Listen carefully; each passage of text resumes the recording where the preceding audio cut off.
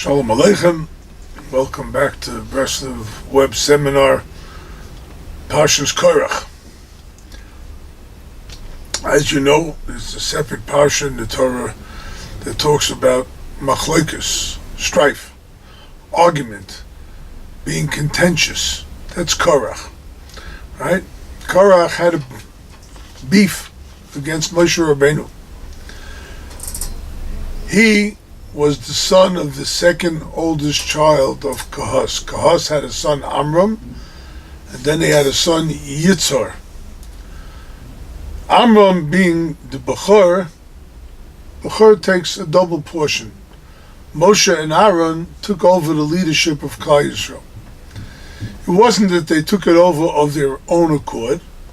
They took it over because, well, Hashem told them to. Right? Aaron was the prophet, the leader of Am Yisrael when they were in Egypt. And Moshe Rabbeinu was in Egypt for a while, but he had to run away because of the story with Paro, killing the guy, whatever it was. And he came back years later, when he was 80 years old, and he went and redeemed Klal Yisrael from Egypt.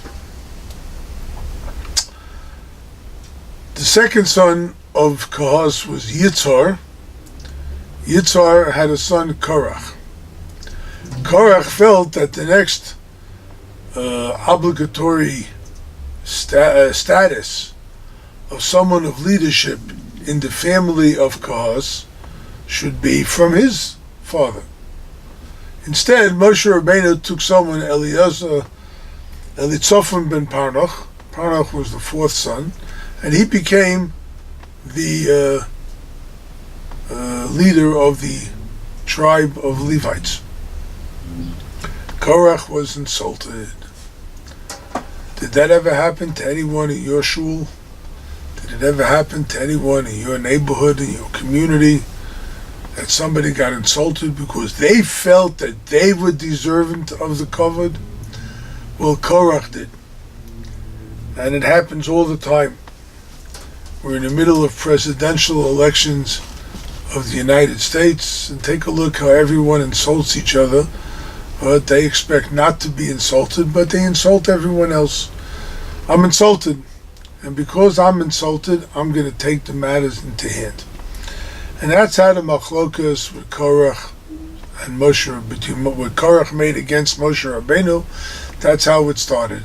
He felt slighted, and this is a parsha which Rashi starts off. No other place in Chumash do you have it. Rashi starts off. This parsha is explained very, very thoroughly in the Medrash of Rebbe Tanchuma.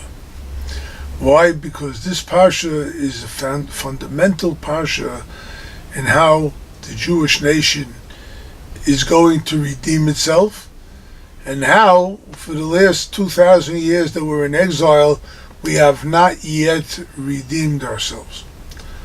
Right? What does that mean? Well, it means that we as a nation have a tendency to argue. Did you ever notice two Jews, three opinions? Did you ever notice that in any shul there's always differences? And my opinion, your opinion, who's in charge, whatever it is. Did you ever notice that there's always some kind of strife hanging around? Rabbi Nachman explains that the source of all machlokas is the Torah. The Torah is really the source, because in Torah there are different opinions of how to view each law. So the entire Talmud is made up of arguments. But the Mishnah, the Talmud, these arguments are made up of people who want to work on themselves, to improve themselves. They're looking, have a question. It can't be your view, it has to be this view, because it has to be my view because of this, whatever. And in Talmud itself, you find some very rough language sometimes. One Talmud, two Amoraim were arguing over a certain issue, And one says to the other, may God spare us from your thoughts.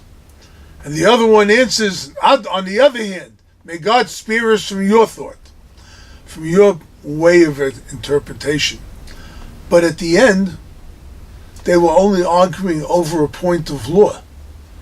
But as human beings, they were the greatest friends among each other.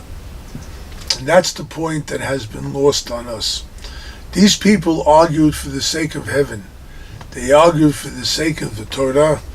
They argued for the sake that the Torah has to reveal to us what is God's will. I have my opinion because this fits better with me. I have my opinion how to approach a certain devotion to Hashem. I have that opinion. You have an opinion that devotion should be different. Well, that's fine. I have my view, you have your view. One of us is certainly correct, maybe even both of us are correct. But we have to know how to honor the other person. And that's how the Talmudic rabbis were. They were always friendly and with love for each other. But from this kind of arguments could also devolve arguments that are not l'shem shamayim. They're not for the sake of God. They're for the sake of my honor. And this is really something that that has plagued us for several thousand years. Right? It goes back to biblical times. You'll find things like this in the Bible, in the Tanakh, the prophets, the books of the prophets, especially in the books of Samuel and the Kings, the book of Kings and whatnot. You'll find a lot of things that happen where people felt slighted. They went out, and look at history. History tells us that all these people, right, over the years, whenever they went out to war, well, they were slighted, right? This should be mine, this should be mine, right? A few people, like Nazi Germany, went out, they wanted to conquer the world. But most wars were started because people were slighted. And this is what the Parshat of Korach teaches us. Be careful. Don't worry about your honor that much, right? You have honor. The Pasuk says, Ki b'chabdai achabed. Hashem says, those who honor me, I will honor them. So if you want honor, honor Hashem. Honor God and give Him His due. Right? Serve Him, be devoted to Him, do what's right for Hashem. And then you'll have the honor that's due you. Right? Don't seek it from somebody else. First of all, that's their right. They don't have to give you, you want the honor. That doesn't mean that they have to give it to you. Right? You want it. Doesn't mean it's right. So you have to be deserving of the honor. That was the machloket of Korach and Aaron. Korach, the Zohar explains, his main argument was against Aaron. Why was Aaron the Kohen? He could have been Kohen. Why was he only a Levi? And back and forth it goes, everything, but it was not l'shem shamayim. Right? Aaron was chosen by Hashem, and his family are the priests of Am Yisrael. They're the Kohanim. Right? Korach was meant to be a Levi. A Levi serves the Kohen, but the position of servitude is actually one of honor. It's actually one of serving. This is doing Hashem's will. Korach rebelled against that. He didn't want to be in his position. He felt slighted. He caused an argument, which won. Buried his family. He buried his entire family alive. Right? And if you don't think that happens today too, take a look at how many people get involved in arguments over honor, and they bury themselves with it. They end up in fights and arguments their entire life. May Hashem spare us. He buried Datan v'Aviram. They also were included in that. He buried 250 heads of Sanhedrin. You imagine that? Moshe Rabbeinu was the lead rabbi. Everyone recognizes that. 250 leading rabbis of the generation joined Korach against Moshe Rabbeinu. It happens there too. One of the saddest moments in the Jewish nation is when something like this happens too. But it happens too. You can have strife against some of the leading rabbis, right? Witness all the strife against the Arizal. There was much arguments against the Baal Shem Tov. Rabbi Nachman faced a lot of opposition in his life. 250 leaders of Sanhedrin followed Korach, right? What are we supposed to answer? We have to try and do the right thing. The answer, Reb Nosson says, is that there are 613 mitzvot in the Torah, but machloket, strife, is not one of them. It's not one of the mitzvahs of the Torah. Don't go after it. Don't pursue it. Don't get involved with it. Run away from it. Run away from machlokes.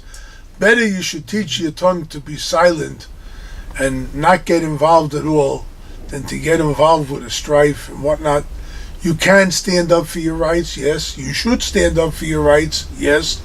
But you don't have to get involved in machloket. And that's the lesson of Parshat Korach. May Hashem help us that we avoid all machlokes.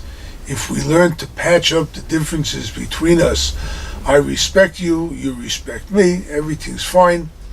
And then, Be'ezrat Hashem, we will see the coming of Mashiach, the building of the temple, V'mheinu B'yameinu, Amen.